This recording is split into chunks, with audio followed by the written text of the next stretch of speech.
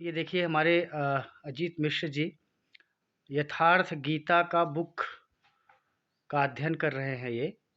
तो अजीत जी, जी, जय श्री राम। जय श्री राम। अ, हमारे मन में कुछ प्रश्न है जी, जो हम आपसे पूछना चाहते हैं, उसका पूछिए, आपसे उत्तर चाहते हैं पूछिए। कि ये जैसे आप यथार्थ गीता का अध्ययन कर रहे हैं, तो जैसे भगवान का नाम लेने से मतलब क्या मिलता है?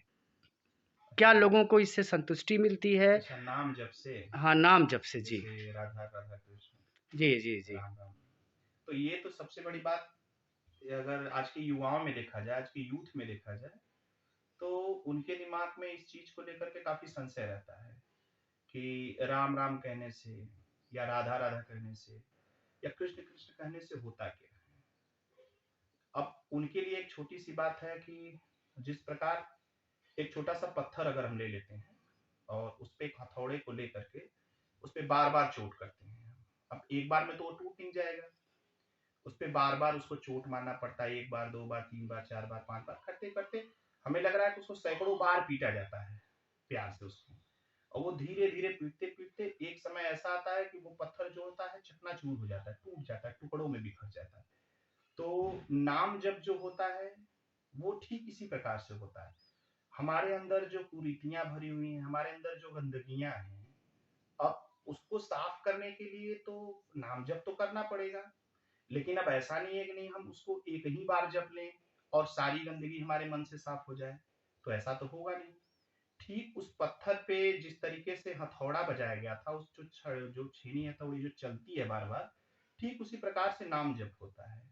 अगर हम नित्य अगर अपने जीवन काल में सुबह से लेकर के शाम तक हम धीरे धीरे धीरे जैसे राम राम राधे राधे करते रहते हैं, तो उसका सबसे बड़ा परिणाम ये होता है हमारे जीवन में कि धीरे धीरे उस नाम जप के कारण धीरे धीरे हमारे मन से, हमारे मन में जो गंदगियां भरी रहती हैं, जो हमारे द्वारा जाने अनजाने जो हमसे कुछ गलत कार्य हो जाते हैं, वो धीरे धीरे उसे करते रहते हैं। जी, जी, जी।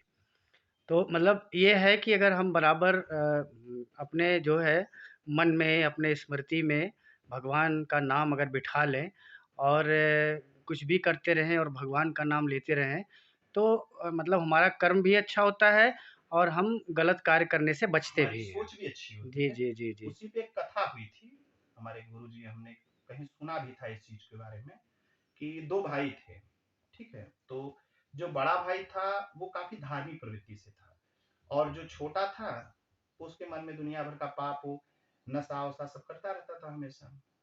एक बार कहीं से महापुरुष आए बड़े भाई के पास में, वो बैठे थे, तो वो भाई भाई धार्मिक प्रवृत्ति का था, तो वो उनका सेवा सत्कार सब कर रहा था एकदम से। जी। तब तक वो छोटा भाई कहीं से अपना पी ऊ करके, शाम का वक्त था, वो आया और आते ही संतों को, भगवान मतलब लगा सबको गाली उली देने एकदम से। तो उसको देख करके महाराज जी को बड़ी तकलीफ हुई, उसने कहा कि इस पुण्य आत्मा पुण्य परिवार में ये ऐसा पापी कौन आ गया। तो उससे पूछा अब अपने उसके बड़े भाई से कि ये कौन है। तो वो बोला, बड़ा दुखी मन से उसने कहा कि प्रभु क्या करें, हमारा छोटा भाई है, गलत रास्ता पकड़ लिया। तो उसके बाद वो आदमी गाली देते हुए अपने रूम में चला गया। तो महाराज जी से भाई कुछ समय के बाद वो भाई पूछा कि क्या गुरु जी हमारे इस भाई का कल्याण नहीं हो सकता है। तो गुरु ने कहा क्यों नहीं कल्याण हो सकता है। तो बोले क्यों, कुछ उपाय। बोले उपाय है ना, अभी कर देते हैं इसको हम। तो बोले कि कैसे गुरु जी। तो बोले कि कहाँ रहता है तुम्हारा भाई। तो भाई बताए कि चलो चले जाइए उसी छत पे। अब वो छत पे महाराज जी पहुंचते हैं, दरवाजे की कुंडी खड़खड़ाते हैं। तो इतने में उसके भाई को क्या लगा, छोटे को, कि कोई आ गया होगा दरवाजे पे, हमारा भाई आ गया होगा, गाली उली दे करके अभी आ रहे हैं। वो उठा, गाली देते हुए दरवाजा खोला। उतने में महाराज जी न ताव आओ देखे न ताव देखे, बस तुरंत उसके सर पे चढ़ बैठ के उसका गला दबा दिया एकदम से। अब जब गला उसका दबा तो नशा तो उतर ही गया, साथ साथ उसकी सांसें रुकने लगी। तो उसने कहा मुझे छोड़ो। तो महाराज जी ने कहा कि हम छोड़ेंगे तभी आपको जब आप 3 बार राम राम नाम लेंगे। तो भाई पापी आदमी था, कैसे राम का नाम लेता। लेकिन गला भी दबा था, तो उसको लगा कि नहीं भाई, अगर राम नाम नहीं ले रहे हैं तो महाराज जी गला दबा देंगे हमारा। तो उस जाने अनजाने उसने राम राम 3 बार ले लिया। ठीक है, तो उसके बाद महाराज जी ने उसको छोड़ दिया। छोड़ने के बाद महाराज जी कहा कि चलो तुम्हारा पूरा जीवन बीत गया इससे, तुम पुण्य के भागीदार हो गए, लेकिन जीवन में कभी इसकी कीमत मत लगाना, किसी से भी इसकी कीमत मत लगा देना। वो बोला ठीक है। उसके बाद महाराज जी उतरे तो बड़ा भाई पूछा कि अरे गुरु जी, वो फिर गाली देने लगा। बोले नहीं नहीं ठीक है, उसका कल्याण हो गया है, अब चिंता मत करो। अब वो उसके बाद महाराज जी तो वहां से चले गए। बड़ा भाई बड़ा डिस्टर्ब हुआ कि अरे गुरु जी ने ऐसा क्या कह दिया।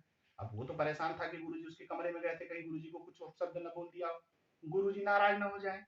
और यहाँ तो उसको 3 बार राम राम कह करके वो नींद में हुआ, पिया हुआ था, सो गया। उसके बाद सुबह उठता है, फिर वही नित्य क्रिया उसका पीना खाना चालू। कुछ दिन के बाद धीरे धीरे करते करते एक दिन वो बीमार हो गया, और बहुत ज्यादा बीमार हो गया। अब बीमारी की स्थिति ऐसी हो गई कि वो हॉस्पिटलाइज हो गया। और हॉस्पिटल में जाने के बाद कुछ समय ऐसा आया कि एक दिन डॉक्टर ने उसको जवाब दिया कि इसका सारा सब अंदर का सब कुछ खत्म हो चुका है, बस कुछ क्षणों का मेहमान है। और डॉक्टर ने बोला कि नहीं, घर पे लेके जाइए। भाई उसका बड़ा भाई उसको घर पे लेकर के आया, अब सेवा हुआ शुरू हुआ। और एक ही 2 रोज के बाद वो एक्सपायर हो गया, मतलब खत्म हो गया, वो मृत्यु हो गई उसकी। फिर उसका दाह संस्कार सब कुछ हुआ। अब ये यहाँ से जब उसकी आत्मा जब पहुंचती है मृत्यु लोक, अरे स्वर्ग, वहां पे यमराज के दूत आए उसको लेकर के, भाई पहुंचे यमराज के यहाँ।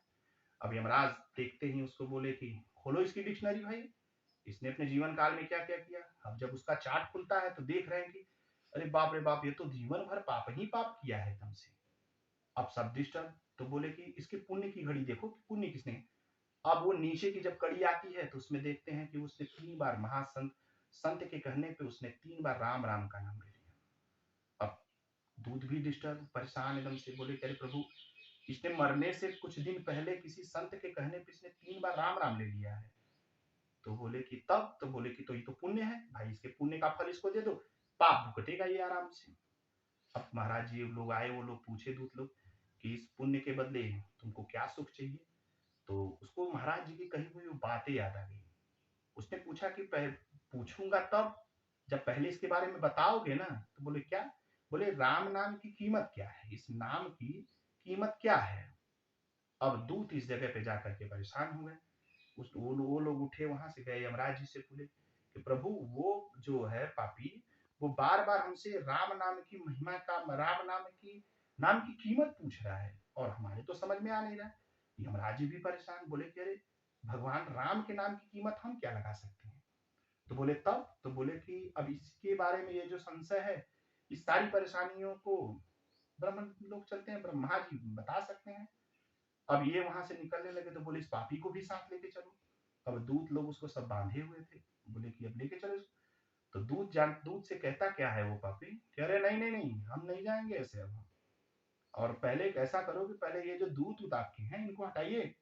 अब उसको लगा कि भाई अब तो राम नाम के नाम की कीमत अब मुझे मालूम होने वाली है, तो हटाओ पहले इन लोगों को मेरे पास से। तो भाई दूत दूर हो गए, भाई कह रहे चलिए देखो इसका भाग्य साथ दे रहा है। बोला हमको पालने में बैठ करके जाएंगे, रथ मंगाइए हमको। यमराज जी बोले लाओ रथ इसको। अब वो रथ पे बैठता है, आगे आगे यमराज जी, पीछे पीछे दूत चले जा रहे हैं धीरे धीरे। ब्रह्मलोक पहुंचे। ब्रह्मा जी देखते हुए मुस्कुराए और पूछे कि अरे यम, ये किसको लेकर के आए, इतना बड़ा पुण्य का भागीदार है जिसको रथ पे बैठा करके आप ब्रह्मलोक लेकर के चले आए। अरे बोला नहीं नहीं प्रभु, ऐसा कुछ नहीं है, ये बहुत बड़ा पापी है ये, लेकिन किसी संत के कहने पे इसने 3 बार मरने से पहले राम राम नाम ले लिया था। अब ये पापी जो है उसकी कीमत पूछ रहा है। अब भगवान राम के नाम की कीमत हम बता सकते हैं। तो ब्रह्मा जी बोले कि तो फिर यहाँ पे कैसे। बोले आप ही बता दीजिए। अब यमराज की बातें सुन करके ब्रह्मा जी हंसने लगे, बोले अरे प्रभु के नाम की कीमत मैं क्या बता सकता हूँ, महिमा तो बता सकता हूँ लेकिन नाम की कीमत तो मैं नहीं बता सकता। तब उसने कहा कि तब फिर कैसे काम होगा, फिर इसका पाप कैसे मालूम होगा। तो बोले कि राम नाम की जाप जो है हमेशा शिव जी करते रहते हैं, लेके चलते हैं इनको कैलाश पे। अब बोले चलो ठीक है। अब आगे आगे ब्रह्मा जी, पीछे पीछे यम देवता और इंद्रदेव, सभी लोग पीछे पीछे चल रहे हैं। वो बकायदा एकदम रथ पे बैठे हुए मुस्कुराते हुए जा रहा है। कैलाश पे पहुंचे, सभी गण लोग देख करके अचंभा हुए, कह रहे ब्रह्मा जी और यम देवता इस आदमी को इतना सजा धजा के लेके आ कहाँ रहे हैं। शिव जी मंद मंद मुस्कुरा रहे थे। पहुंचे उनके पास में, पूछे कि अरे इतना पुण्य कर दिया है ये कि भाई आप दोनों लोग इसको ले करके साथ साथ घूम रहे हो। बोले प्रभु कुछ नहीं है, ऐसा कुछ नहीं है, बहुत बड़ा पापी है ये, पाप का बोझ इतना ज्यादा है, लेकिन किसी संत के कहने पे इसने 3 बार जो है भगवान राम का नाम ले लिया है। अब ये पापी उस नाम की कीमत पूछ रहा है हमसे। भाई प्रभु की महिमा तो हम लोग बता सकते हैं, लेकिन उसकी कीमत कहाँ से बता सकते हैं? शिव जी भी मुस्कुराए, तो बोले तब यहाँ कैसे? इन लोगों ने कहा कि भाई अब आप ही बता दीजिए, आप तो दिन भर भगवान राम को जपते हैं, आप ही बता दीजिए भगवान राम के नाम की कीमत। शिव जी मुस्कुराए, अरे बोले प्रभु के नाम की कीमत मैं क्या बता सकता हूँ, जिनके नाम से रा कह के हमने विष को मुंह में डाल धारण किया, म करके उसको गले में रोक दिया। भाई शिव जी भगवान राम के नाम से जो काशी में जो लोग आते हैं मरने के बाद, हम उनको मुक्त करते हैं, मोक्ष प्रदान करते हैं। लेकिन भाई हम उनकी महिमा तो बता सकते हैं, लेकिन उनके नाम की कीमत हम भी नहीं बता सकते। तो बोले तब प्रभु के कौन बताएगा, इस पापी को लेकर कैसे घूमा जाए? तो उन्होंने कहा कि नहीं नहीं, चलते हैं श्री हरि विष्णु जी के पास चलते हैं, क्योंकि ये सारा समाधान वो ही कर सकते हैं। अब आगे आगे भगवान शंकर चल रहे हैं, ब्रह्मा जी चल रहे हैं, इंद्र देवता चल रहे हैं, सभी देवी देवता साथ साथ चल रहे हैं, और पीछे वो रथ पे बैठा हुआ वो पापी बैठा हुआ है और मंद मंद मुस्कुरा रहा है कि अरे वाह रे साधु संत महाराज, गला दबा तो दिए, 3 बार हमने राम राम का नाम भी ले लिया, अरे ऐसा नाम की कीमत है कि मतलब कोई बता ही नहीं पा रहा है। और धीरे धीरे जैसे जैसे वो ब्रह्मलोक में गया, उसका पाप थोड़ा सा क्षीण हुआ, भगवान शिव के दरबार पहुंचा, आधा पाप क्षीण हो गया उसका, धीरे धीरे उसका पाप भी खत्म हो रहा था। अब वो पहुंचा बैकुंठ, भगवान नारायण जो है क्षीर सागर में सोए हुए थे बड़े आराम से।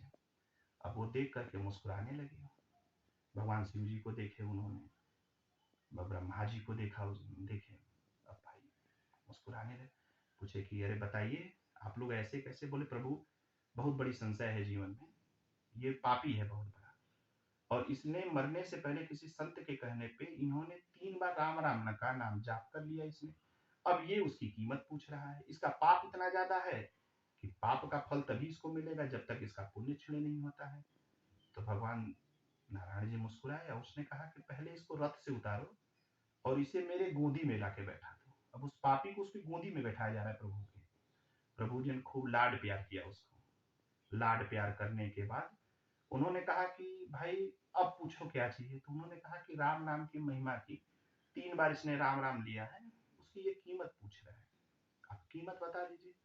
तो मुस्कुरा करके नारायण जी ने कहा कि भाई कीमत तो हम भी नहीं बता सकते, हाँ इतना जरूर बता सकते हैं कि 3 बार राम राम लेने से ये सीधा हमारे गोदी में आके बैठ जाता है और हमारे प्यार का भागीदार बन जाता है, बैकुंठ आ जाता है। तो तात्पर्य यही बनता है कि भगवान के नाम में बड़ी ताकत होती है। आज कलयुग में अगर केवल राम जी का नाम या किसी भगवान राम जी, ओम नमः शिवाय या कुछ भी अगर हम नाम केवल जप करते हैं तो हमें इन सांसारिक मोहों से, इस जो भी कुछ बनता है, जैसे भी कुछ हमारा जो भी प्रारब्ध रहता है, हम सारे प्रारब्ध को भोग करके हम भगवान के शरण में जा सकते हैं। चलिए अजीत जी, बहुत अच्छा लगा, बहुत जानकारी मिली आपसे, बहुत-बहुत धन्यवाद। जय श्री राम। जैसे